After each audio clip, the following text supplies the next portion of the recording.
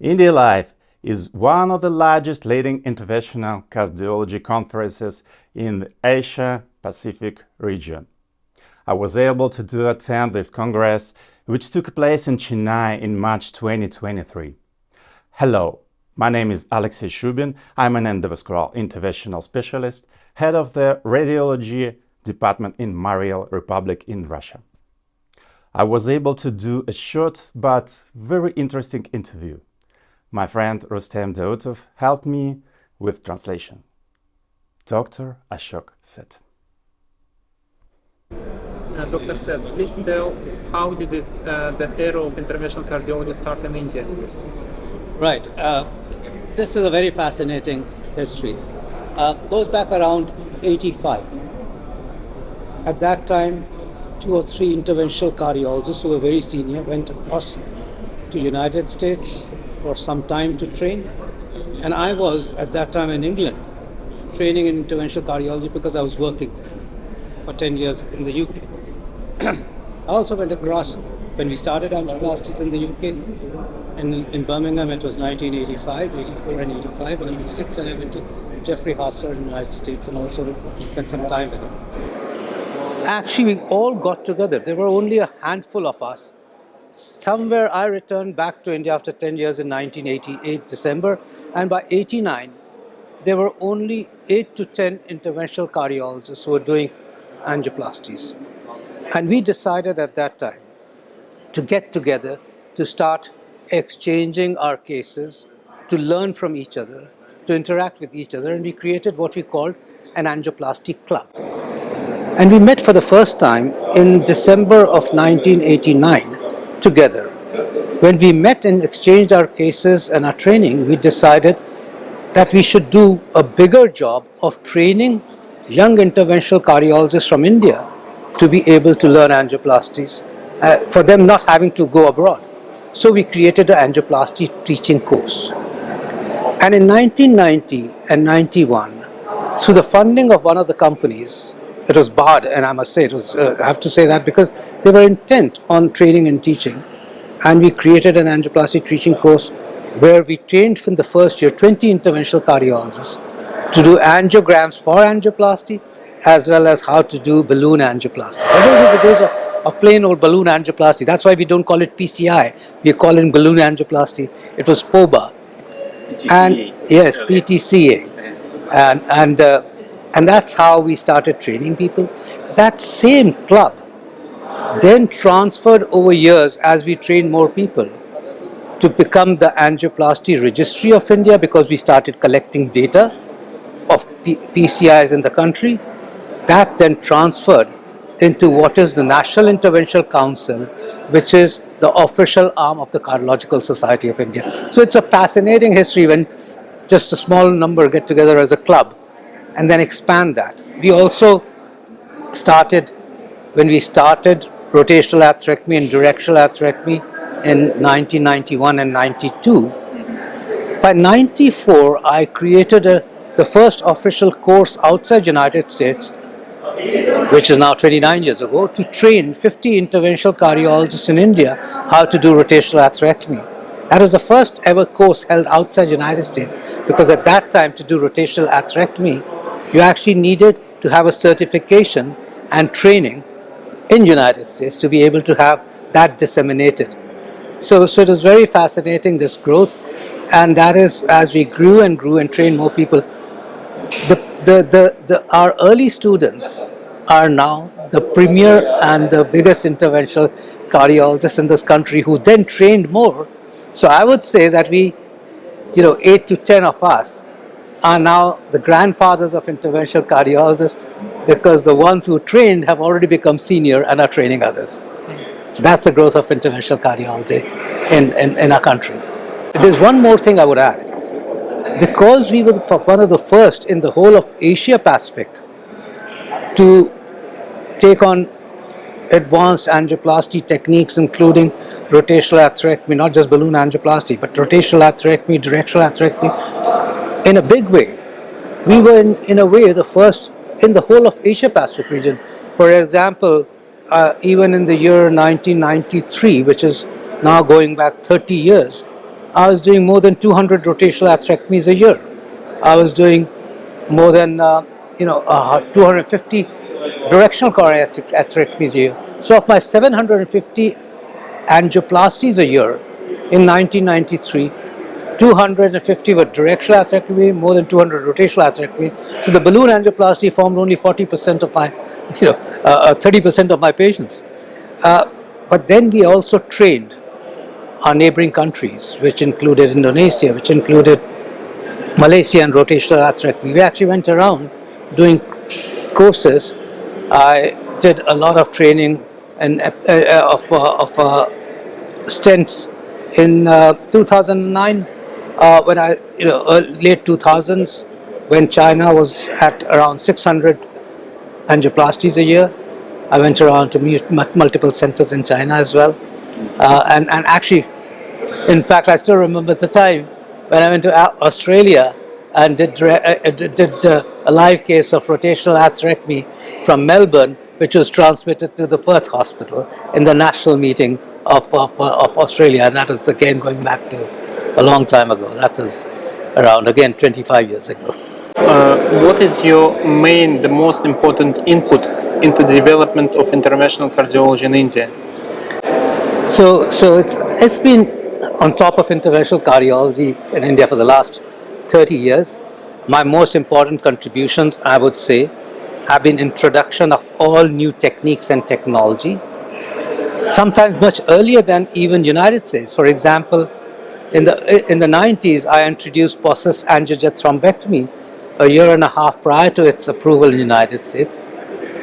I'm proud to say that I was able to not just introduce numerous devices, including drug-eluting devices, but my seminal contributions came around, if you say, in the world, came around, firstly, of course, that Impella.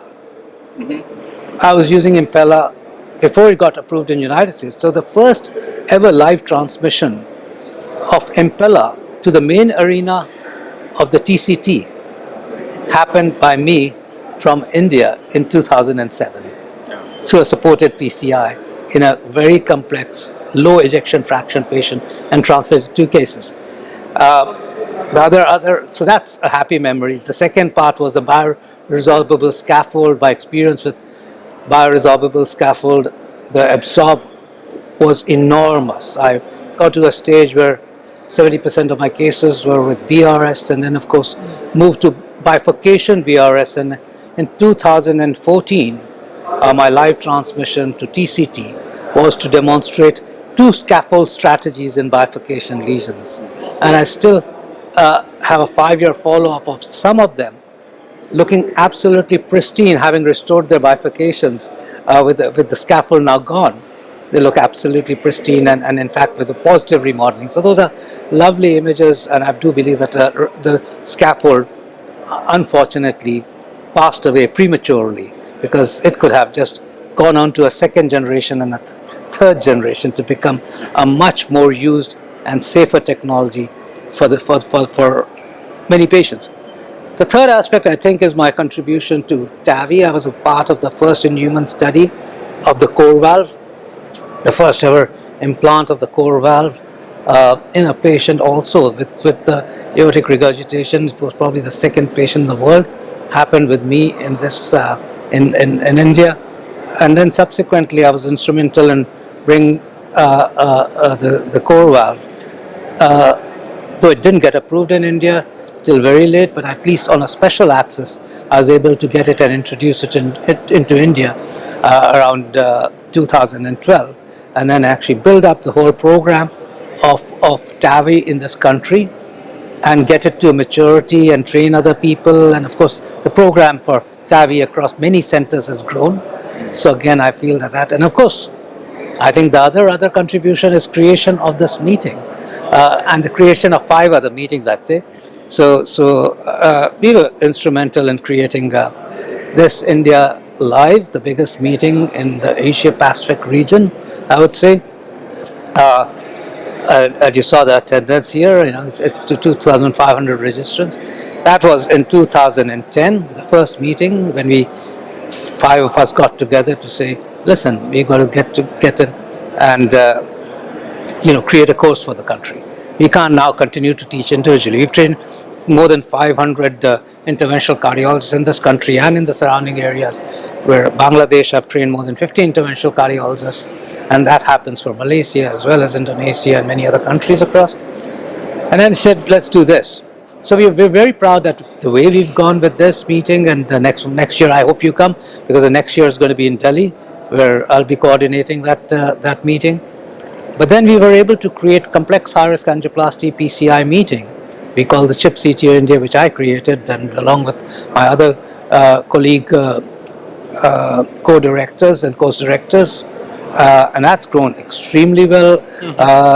Dr. Rustem Dautov has been an integral part of complex PCI, not just as a faculty to that meeting, but he's been he's an essential part of training many young interventional cardiologists in India to perform safe and complex angioplasties. So he's been a very great friend and also a partner in education in the last few years. And then, of course, we conduct a meeting called India Valves. That's another 5 of us course directors who created that meeting. And then we have the AICT Asia PCR, which we also created. So I think there's been a tremendous aspect of satisfaction, should I say, over the last 34 years of leadership in interventional cardiology.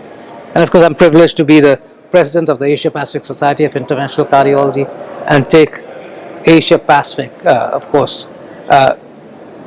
create relationships between Asia Pacific and the West to meet on same platforms and be able to share the expertise, the vast expertise which exists in the Asia Pacific region with the rest of the world. If you think about this, if you didn't become interventional cardiologist, what would you become in your life? Maybe not doctor. That's a very interesting question. Maybe another profession. No? Yeah, I mean, I wanted to be in the armed forces. It was just a fascinating thing. I wanted to be a pilot, but I wasn't tall enough. I wasn't tall enough, so I couldn't. So that got excluded even when I was in the high school. But I don't know. I perhaps would have liked to. I like singing, and I would have liked to sing a lot. I would have liked to be a player, a piano, or that. I would have actually gone into art, and more cultural rather than be a professional. Though, in those days when I was in school, India is usually dictated by parents wanting what their children is going to become, not the child deciding. At least that was the case at the time when I was in school, for 50 years ago. So they decided then, there were only two professions which were thought to be good. One was an engineer and the other was a doctor. Okay. And actually India was soon after independence. So there was need for engineers and need for doctors, and that was in the 60s. And so I think I would have, if I didn't become a doctor, I would have been forced to become an engineer. But I would have preferred to be into some other sphere, and not necessarily a professional, but to be able to do a lot of other. I always think music is a fascinating arena, and I say this because music provides happiness to everyone. Which kind of music do you like? I do a vocal music, and we call it the ghazals. The ghazals are the Indian cultural music, but music provides happiness to everyone, and it doesn't matter in which language the music is a song is played. It doesn't matter whether a person is understanding that song or not, but the pleasantness of every song registers, and I think that's a very important thing. So music is something which transcends boundaries and makes everyone enjoy a song, irrespective of the culture, irrespective of the language, and irrespective of the country. And to summarize this, is the profession is all your life? Is what you live with? Yes, actually I do. And I have worked extremely hard to the tune of sometimes even working overnight, as I just got so focused on the profession and going up. It was only very recently that I started learning music. Around, I'd say 10, 15 years ago, I started learning music, and I learned it from a professional. I learned it from a teacher, to the extent that 10 years ago I was able to do a concert in Delhi in an auditorium of 400 people, and the who's who of Delhi came for that concert. I guess they may not have had any option, because I'm an interventional cardiologist, and they value me as somebody who'd save their lives if it came to that. But anyway, they appreciated my music, and I think I'm truly motivated around in that direction. That yes, I wish much earlier in life I would have done a number of other things, like playing the mouth organ that we do, or harmonica as we call it. I wish I had spent more time on piano in addition to my work. But believe you me, I've worked, I've slept for 4 and 5 hours and worked literally 18 hours for years and years and years. But then that was a responsibility. I was involved in it. That's what I've done for the country. And it's, in a way, it gives me satisfaction that if I put India on the world map of interventional cardiology, and I shouldn't just say I, but some of us who did that and put India on the world map for interventional cardiology very early on. Of course, now there are more and more interventional cardiologists shining across the world. But the ones who did it very early on and made us be recognized as leaders in Asia Pacific, as well as as to be recognized across the world, that's been a very good satisfaction to do it from India itself. Thank you so much.